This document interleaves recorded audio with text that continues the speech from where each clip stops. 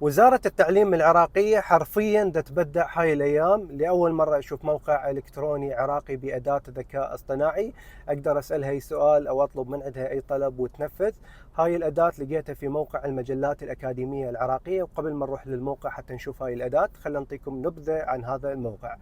هذا الموقع باختصار يا شباب يحتوي على كل المجلات العلمية الصادرة عن الجامعات العراقية.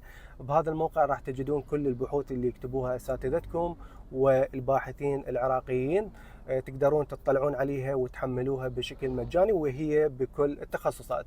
طيب خلونا نروح هسه للموقع حتى نشوف شنو هاي الأداة وشلون نستخدمها.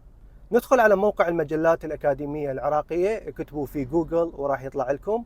نضغط على هاي الأداة الجوة اسمها مساعدك الذكي، وراح يفتح محادثة مع الذكاء الاصطناعي. نقدر نطلب من عنده أي طلب أو أي سؤال يتعلق بالمجلات العلمية. مثلا أنا راح أطلب من عنده مجلات بتخصص الهندسة، ومثل ما تشوفون راح وجاب لي كل المجلات المتعلقة بالهندسة.